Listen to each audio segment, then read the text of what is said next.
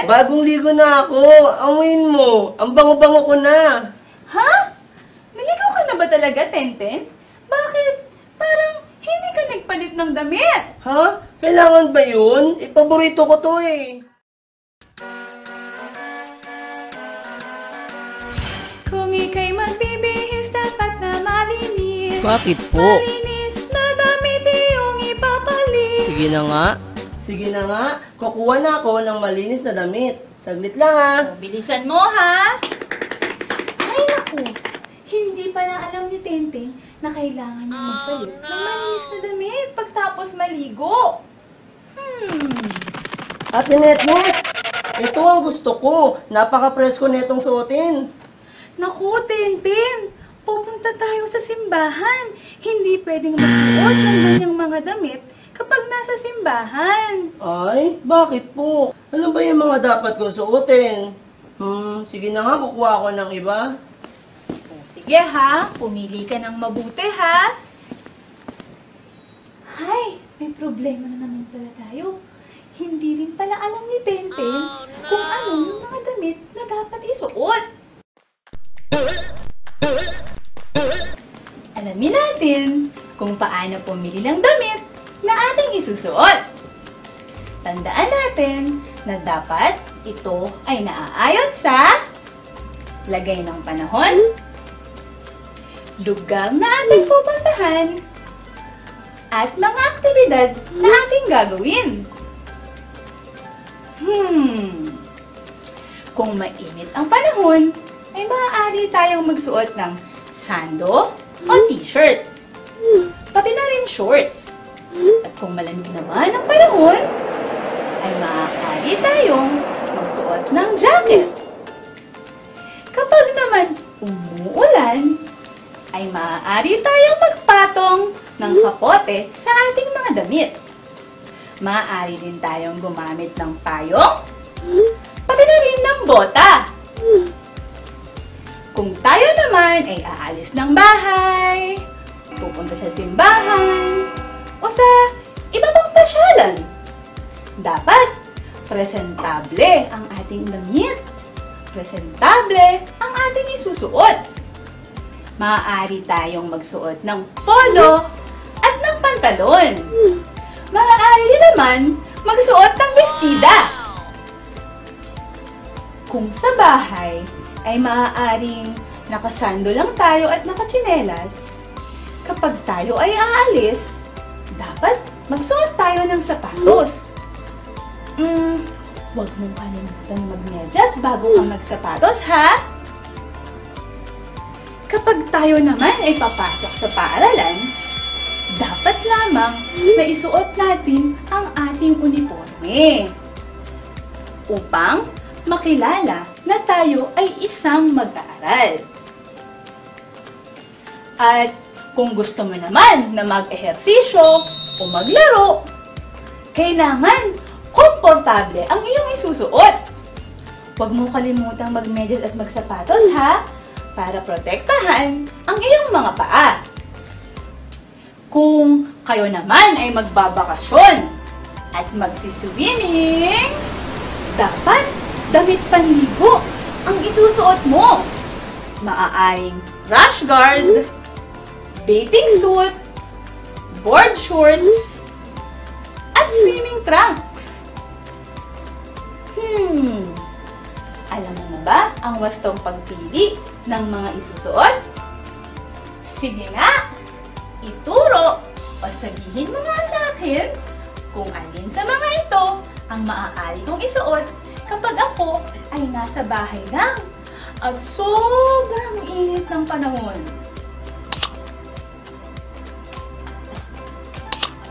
Magaling! Sige nga, ituro at sabihin mo naman sa akin kung alin sa mga ito ang maaari kong isuot kung gusto kong mag-swimming. Mahusay! Huli na! Sige nga, ituro mo sa akin kung alin sa mga ito ang maaari kong isuot kung ako ay pupunta ng simbahan. Kaha! Ngayon, alam mo na ha kung paano pumili ng mga wastong isusuot. Ate Netnet! Ate Netnet! O, Tenten! Okay na ba ito? Maganda yan! Tama! Pwedeng-pwede mo yan gamitin sa pagsisimba. Kaso, hindi ko alam kung paano suotin to eh. Pwede mo ba akong bihisan? Tenten, malaki ka na. Dapat magsanay ka na kung paano magbihis ng tama. Paso, hindi ako marunong eh. Paano ba? Tuturuan kita. Kaya mga bata, gusto nyo bang turuan ko din kayo? Para sa susunod, alam nyo na kung paano magbihis mag-isa. Sige, Ate Netnet. Excited na kaming matuto. Una, matapos mong tuyuin o punasan ng iyong katawan, ay kumuha ka ng malinis na damit.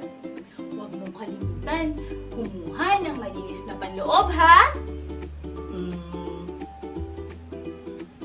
Pangalawa, isuot mo muna ang iyong damit panloob. Alin kaya sa mga ito ang damit panloob na para sa akin? Tama ka dyan! Alin naman kaya sa mga ito ang damit na panloob para sa akin? Magaling! Dahil lalaki si Tenten, brief o calzoncillo ang para sa kanya. At dahil ako naman ay isang babae, panty naman ang tawag sa sinusuot nating panloob. At kapag tayo ay lumaki na, kakailanganin din nating magsuot ng bra. Pangatlo, kapag natapos mo nang isuot ang iyong panloob, ay maaari mo nang isuot ang iyong pangibaba. Tignan mo muna kung nasaan ang harapan nito, ha? Saka mo ipasok ang kaliwang paa mo sa kaliwang butas nito. At ang kanang paa mo naman sa kanang butas nito. Saka mo ito itaas hanggang sa bewang mo. Pagsanayan mo na rin kung paano mag-zipper at magbutones, ha? Pati kayo! Alin kaya sa mga ito ang pang-ibabang kasuotan na para sa akin? Mahusay! Alin naman kaya sa mga ito ang para sa akin? Kahanga-hanga! Pang-apat, maaari mo nang isuot ang iyong pantaas. Huwag mo rin kakalimutan na tignan ang harapan nito, ha? Ipapasok mo ang iyong ulo sa gitnang butas nito. Tapos, ipapasok mo ang iyong kaliwang kamay sa kaliwang butas nito. At ang kanang kamay sa kanang butas. Pag may butones, kakailanganin mo magsanay. Kasi medyo mahirap yun eh.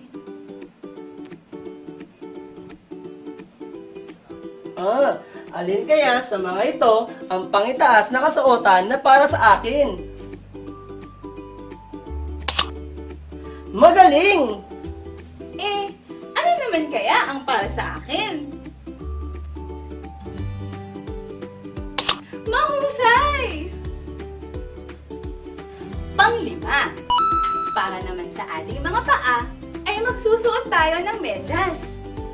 Tignan mo muna kung nasaan ang sakong ng medyas, ha? Ipoposisyon mo ang sakong sa bandang ibaba. Saka mo ipapasok ang iyong isang paa sa butas ng medyas. Siguraduhin mo na nakalapat ng mabuti ang kurba sa iyong sakong. Alin kaya sa mga ito ang medyas na para sa akin? Okay yan! Alin naman kaya ang pwede sa akin? Maganda nga yan! Pang-anim, matapos mong magmedyas, ay maaari ka nang magsapatos. Siguraduhin mo na para sa kaliwang paa ang isusuot mo sa kaliwang paa mo, ha? At para naman sa kanang paa, ang isusuot mo sa kanang paa mo. Iayos mo ang pagkakasuot, ha? At itali mo ang mga sintas nito. Alin kaya sa mga ito ang sapatos na para sa akin? Tama ka dyan. Alin naman kaya sa mga ito ang sapatos na para sa akin? Ang galing!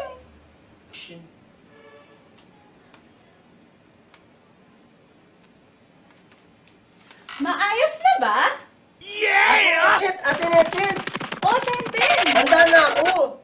Teka, ayusin muna natin ang buhok mo. Ha? Ayos na to ah. Sandali nga, maupo ka muna. Ang buhok ay suglayin, ito ay ayos. Ganito po? Pwedeng pakaliwa, pwedeng pakanan. Anong mas bagay? Ito ang sukulay. Ito ang gagamitin natin na pang-ayos ng buhok mo.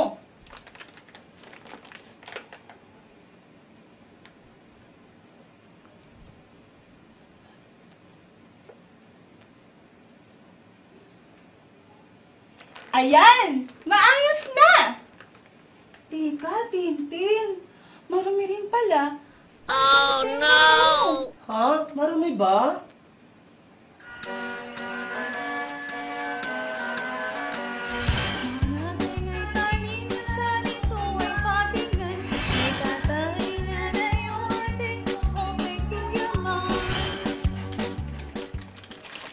Gagamit tayo ng pamunas. Pupunasan natin ng maayos ang tenga mo para matwala ang mga dumi nito at para rin matanggal ang basa. Dahan-dahan lang ha, dun lang sa labas. Kabila naman. Ayan! Malinis na! Ay, salamat Ate Netnet. Handa ka na ba para magsimba? Handang-handa na ako.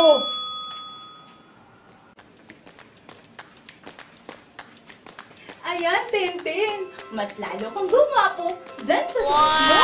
Maraming salamat Ate Netnet. Natutuwa ko kung paano magbihis mag-isa, kung paano magayos ng aking buhok at maglinis ng aking tenga. Kayo rin ha, magsanay din kayo na matutong magbihis ng isa dahil hindi sa lahat ng pagkakataon ay kasama natin ang ating mga magulang.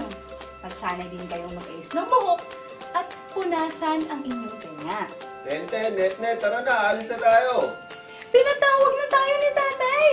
Ayan, aalis na kami. Nawa, marami kayong natutunan. Muli, Ako si Netnet! ako si Tenten. Paalam!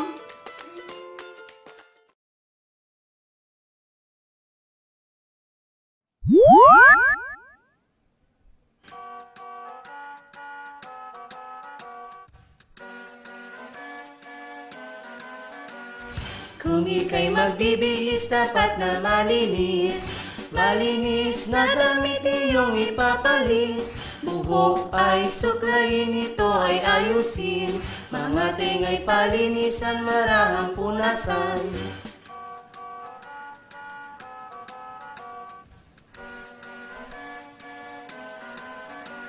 Mga batang malilinis ay laging masaya. Pamilya mo'y matutuwa, katawan ay sisigla. Mga batang malilinis ay laging masaya. Pamilya mo'y matutuwa, katawan ay sisigla.